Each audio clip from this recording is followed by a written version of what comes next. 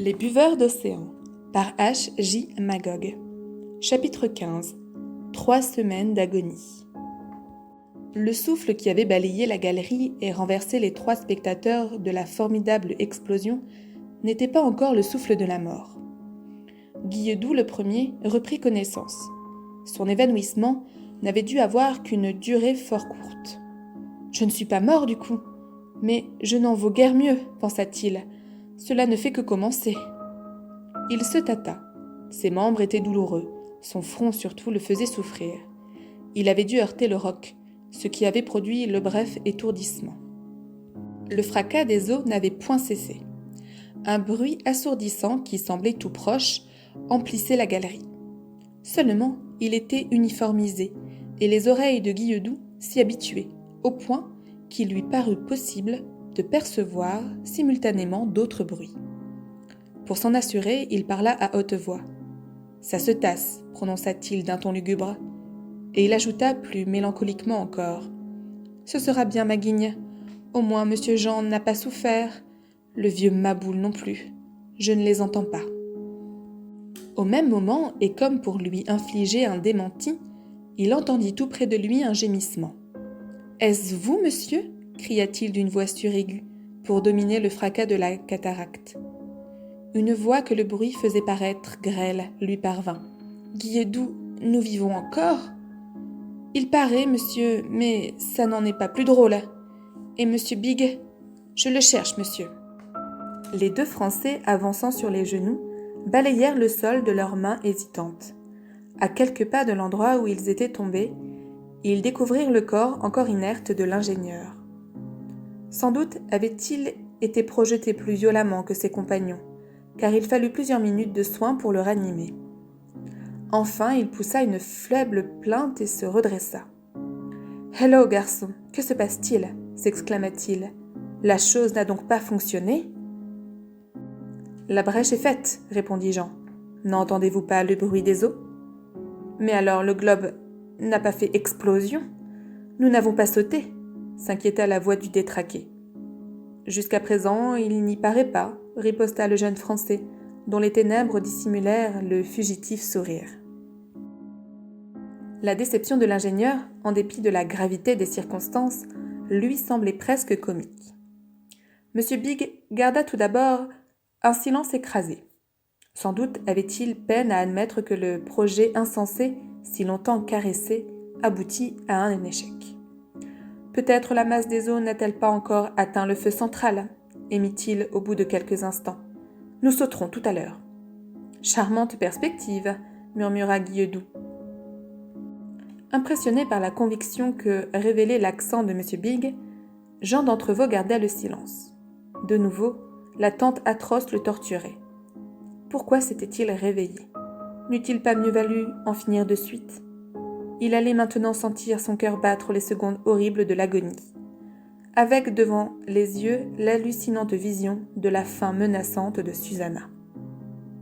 Oh, savoir qu'un être chéri va périr et demeurer impuissant, séparé de cet être par des milliers de lieues, savoir et ne pouvoir l'avertir, ne pouvoir même pas l'enlacer pour le protéger contre le choc mortel ou connaître la douceur de périr ensemble. Cette incertitude est le pire des supplices, cria-t-il nerveusement. « Je pense comme vous, » répondit M. Big. Lui-même semblait agité, crispé. Ses compagnons le sentaient trépidant. Tout à coup, il bondit sur ses pieds et s'éloigna dans la galerie vers le fond, où s'épanouissait l'espèce de grotte qui lui servait à la fois de gîte et de bureau, et où Jean d'Entrevaux avait déjà remarqué un curieux entassement de machines, d'appareils, d'instruments divers, ainsi que de lourdes caisses pleines de provisions. Peu après, une lueur jaillit, mettant au milieu des ténèbres un point lumineux. Tenant une lampe électrique, M. Big repassa devant ses compagnons et marcha vers l'entrée de la galerie. Atteint par la clarté, un mur d'eau s'illumina tout à coup, et ce fut, devant les yeux émerveillés des Français, comme un ruissellement féerique. La silhouette de M. Big se détachait sur cette nappe lumineuse, dont la chute verticale murait l'entrée. Il vacillait sous la violence des remous d'air que provoquait la cataracte. Jean et Guilledoux le virent alors se courber, puis s'avancer à 4 pattes vers le mur d'eau, en poussant devant lui quelque chose. La faible clarté de la lampe, que masquait d'ailleurs M. Big, ne leur permettait pas de suivre le travail auquel ils se livraient. Mais tout à coup, leur oreille, déjà habituée au fracas des eaux, distingua un nouveau bruit qui s'ajoutait au tumulte. Une sorte de ronflement lui répondit à l'autre extrémité de la galerie. L'ingénieur se releva en poussant une exclamation triomphante et courut vers la grotte. Presque aussitôt, la galerie s'illumina, et Jean constata avec stupeur qu'un fil courant le long des parois portait de distance en distance des ampoules électriques. Guilledoux poussa un cri de joie. « Ah, monsieur, quelle chance! Au moins on y verra clair pour mourir !» Jean sourit tristement. Pourtant, lui aussi se sentait réconforté, presque rassuré par cette clarté. Ne révélait-elle pas la puissance du génie clairvoyant de l'Américain ? Justement, M. Big revenait vers les deux hommes en se frottant les mains d'un air satisfait. « J'avais pris mes précautions, » annonça-t-il. « L'événement dément mes prévisions puisque l'explosion se fait attendre. Je ne croyais pas que cela se passerait ainsi, mais à tout hasard, je m'étais arrangé pour durer autant que la Terre. Notre loge est solide et nous ne perdrons rien du spectacle. »« Mais cet éclairage » demanda Jean. « Un jeu d'enfant » ricana l'ingénieur. « Nous avons une chute, je l'utilise. Tout était préparé d'avance et mon usine d'électricité était prête à fonctionner. Il paraît que l'océan s'amuse en route, ou que le feu central est plus loin que je ne pensais. Quelle que soit la cause du répit qu'il nous laisse, profitons-en, messieurs. Voulez-vous venir voir notre home ? C'est assez confortable. » Ranimé par l'extraordinaire sang-froid du singulier personnage, Jean d'Entrevaux et le fidèle Guilledoux le suivirent. Pour la première fois, la caverne du docteur Big ne leur apparaissait plus sous l'aspect d'un antre ténébreux. Elle était brillamment illuminée, et ils pouvaient en admirer l'aménagement. Comme l'avait dit l'Américain, c'était une usine en pleine activité. Des courses de courroies traversaient l'air, et les roues des machines ronflaient. Mais il y avait aussi, dans un autre coin, après l'entassement des caisses et des récipients divers, 3 couchettes, une table et jusqu'à de confortables fauteuils. Au mur étaient suspendus des ustensiles de ménage et une planchette supportait de la vaisselle. Guilledoux considéra ces objets avec un intérêt évident. « Si on meurt, soupira-t-il, je suppose que ce ne sera ni de faim ni de soif. »« Nous avons 3 mois de vivres, » répondit l'Américain, « et les liquides n'ont pas été oubliés. Je ne suis pas partisan de ce régime sec dont souffriraient tant mes arrière-grands-parents, au temps où ils sévissaient dans notre libre Amérique. Voyons, compagnon, vous plairait-il de vous réconforter avec quelques cocktails ? Je l'ai réussi comme par un. » Guilledoux, ayant accepté pour 2, il s'absorba dans la confection des boissons annoncées, sans prêter attention à l'évidente prostration de Jean d'Entrevaux. « Ce n'est pas tout de se restaurer de pouvoir dormir, » reprit M. Big. « J'ai songé à d'autres aises. Nous respirerons une atmosphère convenablement purifiée. Nous avons des provisions d'oxygène, et cette machine que j'ai disposée se chargera d'absorber l'excès d'acide carbonique. Nous pourrons tenir jusqu'au bout, mes joyeux garçons. » Fébrile, il consulta son chronomètre et se rembrunit. « Il faut que je fasse quelques chiffres pour voir jusqu'où cela peut nous mener, » grommela-t-il. « L'eau devrait être tombée dans la chaudière. »« Est-il absolument certain que cela se produise ?» questionna machinalement le fiancé de Susanna. « Allez au diable, cela doit se produire !» grogna l'Américain avec entêtement. Il n'en était plus aussi sûr. L'inquiétude et l'énervement qui s'emparaient de lui en étaient la preuve. Jean le pressentit et se reprit à espérer. « Supposons que cela soit, dit-il, d'un ton conciliant. Vous n'êtes pas l'ennemi des hypothèses, monsieur Big, puisque vous déclarez que toutes doivent être envisagées. »« Supposons cela, ricana l'ingénieur. En serez-vous plus avancé ? Il resterait quelques jolies façons de trépasser, vieux camarade. D'abord, quand l'océan sera vide, le goulot de notre trou se videra lui aussi. Le niveau, en baissant, atteindra celui de notre porte. À ce moment, il est probable que le conduit sera un peu encombré. Les eaux y seront comme étranglées et la descente sera moins rapide parce que la pression du dessus n'existera plus.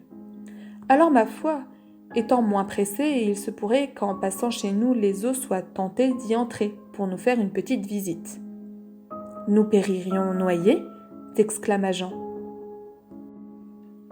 Guilledoux reposa mélancoliquement le verre qu'il venait d'achever de vider. Cette perspective lui coupait la soif. « J'énumère les chances, répliqua froidement M. Big. « Laissons passer les eaux si vous y tenez. Mais le pis, voyez-vous, et qu'en se retirant, elles nous laisseront dans le noir. Pas de chute, pas de lumière. Voyez-vous la joyeuse existence que nous mènerions alors au fond de notre cave ? Nous irions voir le ciel, répondit le jeune Français. De notre seuil, une fois l'eau partie, il sera possible de l'apercevoir. Mais pas de nous envoler vers lui, riposta l'Américain. Je vous accorde un peu plus de 2 mois pour regarder par la fenêtre. Après quoi, il faudra nous résigner à mourir de faim. Aussi, j'espère bien que nous sauterons. Allons, fit Jean d'Entrevaux découragé. Je crois bien que c'est en effet ce qu'il pourrait nous arriver de mieux. Non pas, monsieur, protesta doucement Guilledoux.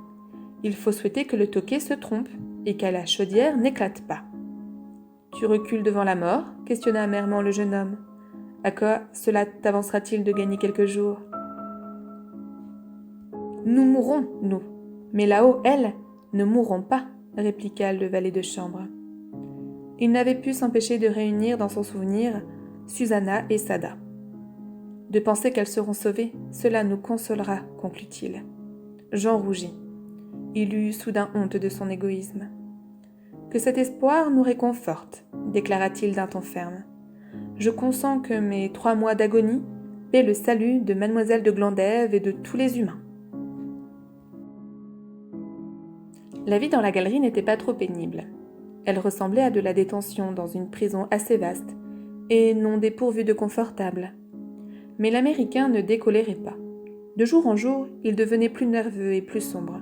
« C'est fini », vociféra-t-il enfin, en donnant un violent coup de poing sur la table. « Nous ne sauterons pas, et il y aura encore après nous de grotesques bipèdes qui se promèneront à la surface du globe. Ce Kazouga est un coquin !» Jean et son domestique ne pouvaient que faire chorus à cette dernière phrase. « Si jamais je sors d'ici, je sais bien ce que je ferai, » déclara Guilledoux d'un ton menaçant. « Je recommencerai, » trancha M. Big. « Oui, je trouvais autre chose. Il doit nécessairement exister un moyen d'envoyer cette stupide planète aux 4 vents de l'espace. » Ce qu'avait prévu l'ingénieur s'était produit. Dans le conduit trop étroit et vraisemblablement engorgé par les roches entraînées, l'eau ne tombait plus que lentement. Le grand bruit avait cessé. Mais ce passage des eaux silencieuses n'était pas moins terrifiant à contempler. Un matin, en se réveillant, les 3 hommes trouvèrent la galerie envahie par les eaux. « Est-ce la fin ?» demanda Jean. Il se répondit lui-même en constatant.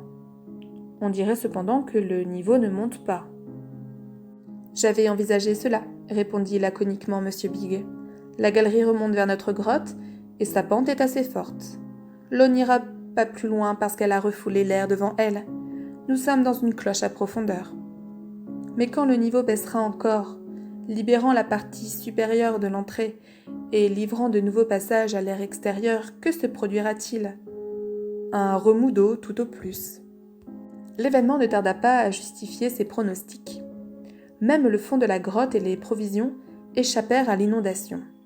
Mais, selon ce qu'avait prévu l'ingénieur, les lampes électriques s'éteignirent. « Plus de courant, » dit mélancoliquement M. Big. « La misère commence. »« Allons voir le ciel !» s'écria impétueusement Jean. Tous 3, suivant pas à pas la retraite des eaux, s'avancèrent jusqu'à l'entrée de la galerie. Jean d'Entrevaux et son fidèle serviteur poussèrent alors des cris d'enthousiasme.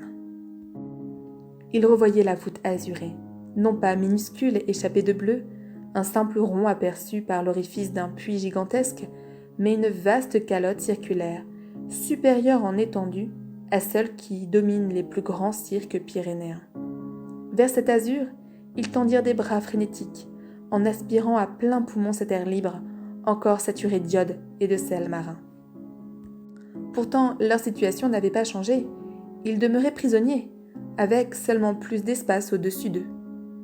À leurs pieds, un vaste lac d'eau bourbeuse était animé de ce mouvement giratoire, qui seul trahissait l'incessante descente des eaux au fond du gouffre.